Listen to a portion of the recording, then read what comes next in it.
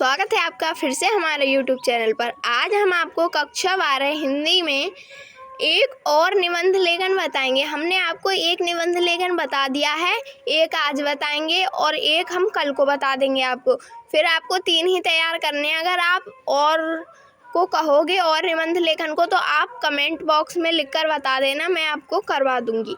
फिलहाल के लिए अभी आपको सिर्फ 3 ही याद करने हैं। हम पेपर के पास देखेंगे जब पेपर होंगे कि कौन कौन सा निबंध इम्पोर्टेंट है और जो रह जाएगा वो मैं आपको फिर करवा दूंगी। अभी तक जो इम्पोर्टेंट है वो मैं आपको अभी बता रही हूँ। यहाँ पर पहला दिया गया है आतंकवाद समस्या एवं समाधान। ये आतंकवाद पर निबंध आता है। ये बहुत ही ज़्यादा क्या है, महत्वपूर्ण है। कैसा है ये, IMP बहुत ही ज़्यादा महत्वपूर्ण है, तो आप इसे बिल्कुल भी इग्नोर मत करना। तो यहाँ पर दिया गया है, पहले आपको इनमें मेन पॉइंट लिख लेना। पहले आपको यही समझनी पड़ेगी आतंकवाद क्या है। आप तो जानते, कुछ लोग जानते होंगे कि आतंकवाद किसे कहते हैं, क्या है। तो आतंकवाद वो है जैसे कि जो डाकू होते हैं वो उनसे भी बड़े होते हैं आतंकवादी, जो कि 15 अगस्त 26 जनवरी बड़ी जगहों पर और बड़े बड़े पर्वों पर जो डाका डालते हैं, इंसानों को मारते हैं, उन्हीं को ही हम क्या कहेंगे, आतंकवाद कहते हैं उन्हें ही। तो यहाँ पर आपको पहले लिखना है प्रमुख बिंदु। आप चाहो तो इसे अंडरलाइन कर सकते हो, अगर चाहो तो नहीं करना, आपका मन है। आप चाहो कर लो वरना मत करना। मैंने आपको इसमें अंडरलाइन करके बता दिया है, उस वाले निबंध में मैंने आपको नहीं बताया था। अब यहाँ पर प्रमुख बिंदु में आपको सिर्फ और सिर्फ हेडिंगों के बारे में लिखना है। यहाँ पर लिखा है प्रस्तावना। प्रस्तावना है, फिर आतंकवाद का अर्थ, तीसरा नंबर है आतंकवाद एक विश्वव्यापी समस्या। फिर है चौथा दिया गया है भारत में आतंकवाद है। फिर छठा है आतंकवाद के विभिन्न रूप। फिर है आतंकवाद का समाधान। फिर है उपसंहार। देखो यहाँ पर आपको जितनी भी हेडिंग है मतलब लिखनी है, आप सिर्फ उतनी ही डालना। मतलब अगर ज़्यादा डालोगे एक्स्ट्रा तो एग्जामिनर जब चेक करेंगे पहले तो यही देखेंगे, आपको इसी में ही देखते हैं, मतलब 1 नंबर तो आपको यहीं का ही क्लियर हो जाएगा। फिर वो हेडिंगों को देखते हैं, मतलब पूरी हेडिंगें लिखी हुई हैं या नहीं। इसलिए मैं आपसे कह रही हूँ जितनी इसमें लिख सको उतनी ही लिखना। तो यहाँ पर पहली हेडिंग है प्रस्तावना। तो प्रस्तावना में लिखा है मनुष्य भय से निष्क्रिय और पलायनवादी बन जाता है, इसलिए लोगों में भय उत्पन्न करके, मतलब डर उत्पन्न करके, कुछ असामाजिक तत्व अपने नीचे स्वार्थ की पूर्ति करने का प्रयास करने लगते हैं। कुछ असामाजिक तत्व, जो असामाजिक तत्व होते हैं वो अपने नीचे स्वार्थ मतलब लालच, जैसे कि हम उनसे मार देंगे तो कुछ मतलब धन चुरा लेंगे, तो उसकी क्या करते हैं, पूर्ति करने लगते हैं। अब है ऐसी स्थितियां आतंकवाद का आधार कहलाती है। जब वो पूर्ति करते हैं तो ऐसी स्थितियों को ही हम क्या कहेंगे, आतंकवाद का आधार। यहाँ पर लिखा है ये शासन करने में बिल्कुल नहीं चकते, मतलब ये किसी को मारने में और शासन करने में बिल्कुल भी नहीं हिचकेंगे। फिर है तथा जनता को अपनी बात मनवाने को विवश करते हैं। जो जनता होती है उसके सामने बंदूक टांग कर खड़े हो जाते हैं, कहते हैं ये करो, वहाँ पर आपको बॉम्ब फिट करना है, तो वो उन्हें अपनी बात मनवाने के लिए क्या कर रहे हैं, विवश कर रहे हैं। यहाँ पर दूसरा टॉपिक है आतंकवाद का अर्थ। उम्मीद है आपको ये समझ में आ गया होगा। देखो मैं आपको यहाँ पर पढ़ाती हूँ तो मुझे एक कन्फ्यूजन रहती है, जैसे कि मैं आपको यहाँ पढ़ा रही हूँ, क्या पता आपके समझ में आ भी रहा है या फिर नहीं आ रहा है। तो यहाँ पर है दूसरा टॉपिक। दूसरे में लिखा है आतंकवाद का अर्थ। यहाँ पर आपको लिखना है आतंकवाद का अर्थ है आतंक का सिद्धांत। जिसमें आतंक होता है वही तो इसका अर्थ होगा। तो यहाँ पर आपको लिखना है सिद्धांत। फिर है जो एक, अभी रुको मैं अभी आपको आगे का बता रही हूँ। यहाँ पर लिखा है ऐसी विचारधारा है जिसमें अपने लक्ष्य की प्राप्ति के लिए बल प्रयोग में विश्वास किया जाता है।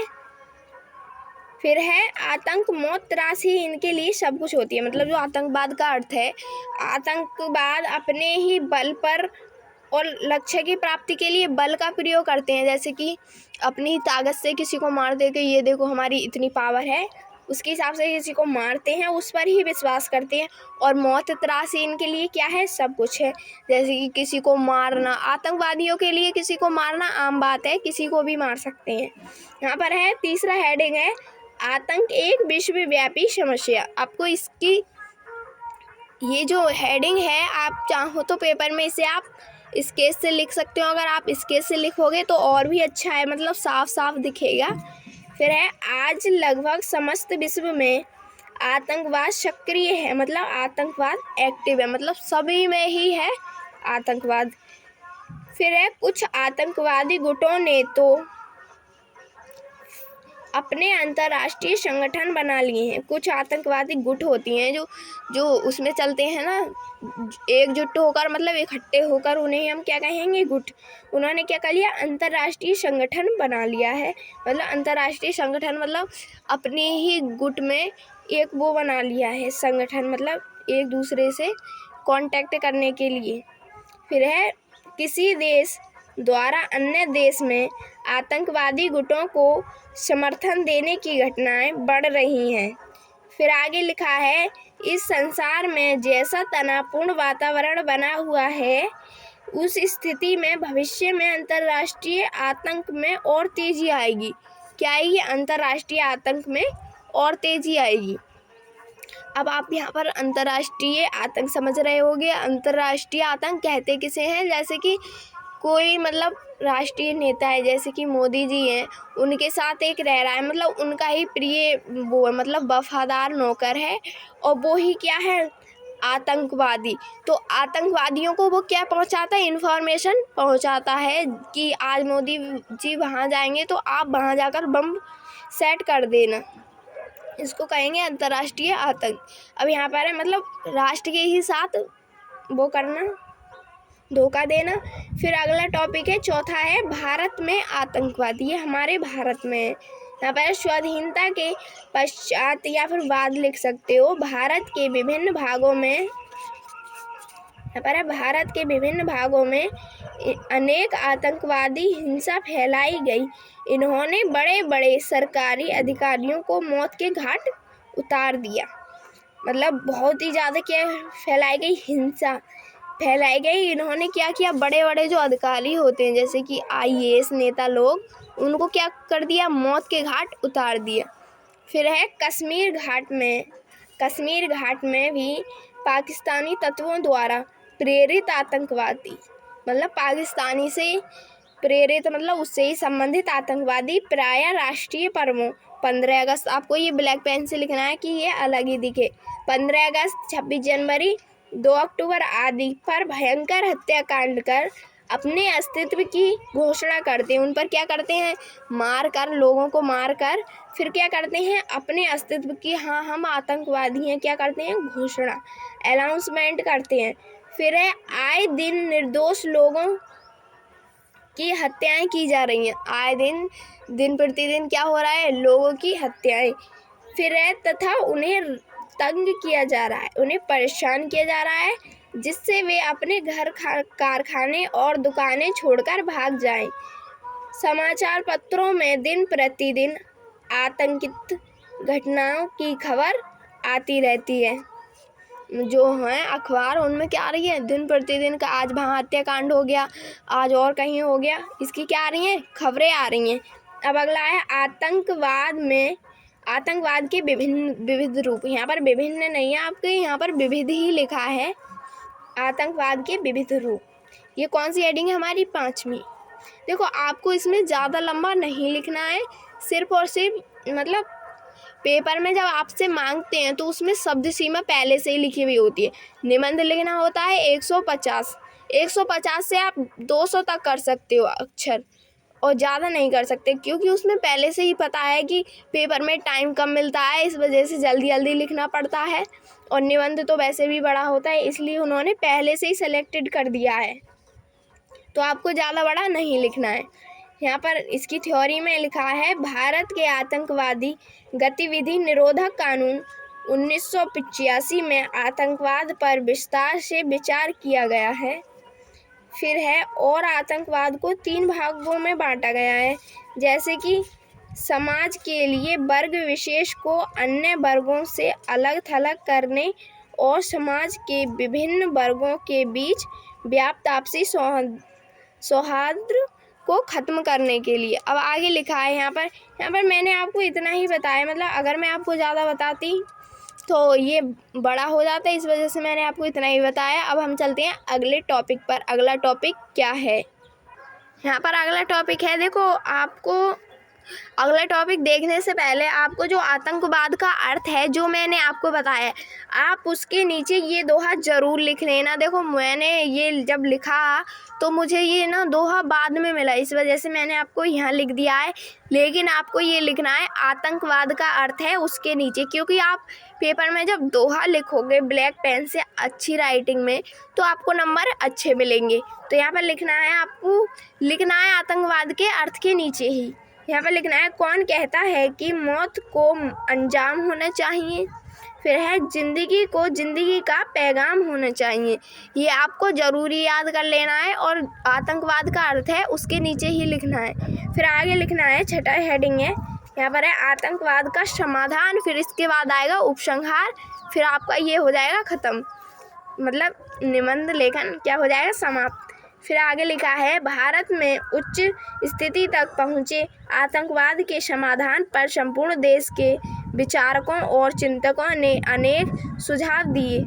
जो विचारकों हैं, देश के चिंतक, जिन्हें देश की चिंता है, उन्होंने क्या दिए, अनेक सुझाव रखे। फिर है, किंतु यह समस्या अभी भी अनसुलझी रही, मतलब उन्होंने विचार रखे कि ऐसे आतंकवाद नहीं फैलाना चाहिए देश में, तो फिर भी उन्होंने विचार रखे, फिर भी उनकी जो समस्या थी आतंकवाद की वो क्या रही, अनसुलझी रही। फिर आगे, इस समस्या का वास्तविक हल ढूंढने के लिए सर्वप्रथम, आपको यहाँ पर दिख रहा होगा, सर्वप्रथम यह आवश्यक है सांप्रदायिकता का लाभ उठाने वाले सभी राजनीतिक दलों की गतिविधियों में परिवर्तन हो। फिर आगे दिया गया है, मतलब दलों की क्या होगी, गतिविधियों में परिवर्तन होगा और वो ज़्यादा फोर्स लगाएंगे तो इस वजह से शायद हट सके। ये है इसका एक समाधान। और दूसरा है, दूसरी सीमा पार से प्रशिक्षित आतंकवादियों के प्रवेश और वहां से भेजे जाने वाले हथियारों व विस्फोटक पदार्थ पर कड़ी चौकसी रखनी चाहिए या फिर रखनी होगी, तथा यहाँ पर लिखा है होगी, तथा सुरक्षा बलों को आतंकवादियों की, यहाँ पर ये हवा भी चल रही है ना तो इस वजह से ये पेज रुक नहीं रहा है। यहाँ पर हम कहाँ पढ़ते हैं, होगी तथा सुरक्षा बलों को आतंकवादियों की अपेक्षा अत्यधिक अस्त्र शस्त्रों से लैस करना होगा, मतलब लैस करना होगा। अगर कोई भी है जो कि शस्त्रों को ले जा रहा है एक देश से दूसरे देश, तो उस पर क्या करना होगा, हमें रोक लगानी होगी। जो भारत की फोर्स होती है ना, इंडियन आर्मी, उसे क्या लगानी चाहिए, रोक लगानी चाहिए। अब आपको यहाँ पर एक टॉपिक रह गया है, वो है उपसंहार, वो मैं आपको अभी बता रही हूँ, रुको थोड़ी देर। यहाँ पर लिखा है, उपसंहार में यह एक विडंबना ही है कि अनेक महापुरुषों की जन्मभूमि कुछ दशकों से अशांत हो गई है। भारत के विभिन्न भागों में हो रही गतिविधियों में देश की एकता और अखंडता के लिए संकट उत्पन्न कर दिया है। अब आगे है, यहाँ पर लिखा है,